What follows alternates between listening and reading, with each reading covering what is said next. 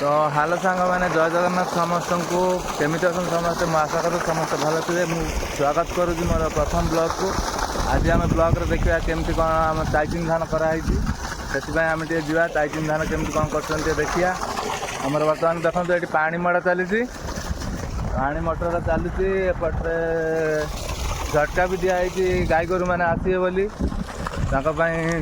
दिखाई जेहेतु गोरु मैंने बर्तमान छाड़े अच्छा से मैंने पशि आस तला खावाई से झटका फटका दिखाई सब एपटे एपटे नुआ ट्रांसमिटर लगी देखो यहाँ काली पड़ा ये तला जेहती है आस्ते आस्ते बाहर गोटे गोटे आउपटे देखिपे एपटे बहुत पुराणा पड़ी बोधे 7-8 दिन हो गला तली पड़ी। चलतु आप पाखक जा देखे दूसरी केमती कौन होती धान बाहर चलतु आम देखा एपटे केमती कौन बाहर पड़ी सब पाई कर पकाई ये बोधे 3-4 दिन है पहला जेहेतु बहुत छोट छोट हो देखते सांग मैंने देखते बहुत छोट छोट हो झटका भी दिखाई जीवाई जो कष्ट हो झटका दिखाई गाई गोरु मैंने पशि खाईदे तला से झटका दिखाई झटका बर्तमान दिखाई जो घर को समस्त पलाऊँ से झटका दिया देखो ये तली बर्तमान हो गला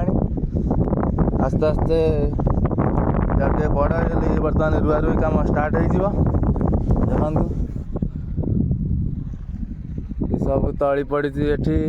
एपटे पानी मड़ा सरी बिल हल हवा स्टार्ट हो किसी दिन पर तापर आस्ते आस्ते काम चलो देखु आठी आमर 2टा चाषी भाई अच्छा आम पचार केमती कौन चाष कराए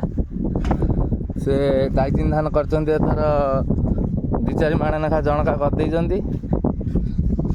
देखिए पचारि बुझिया केमती कौन चाष लाभ हो कि क्षति हो पचारि बुझिया से आर वर्ष चाष करते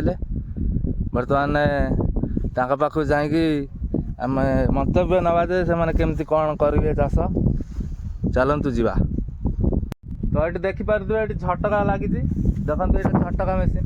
देखो यहाँ है झटका मेसीन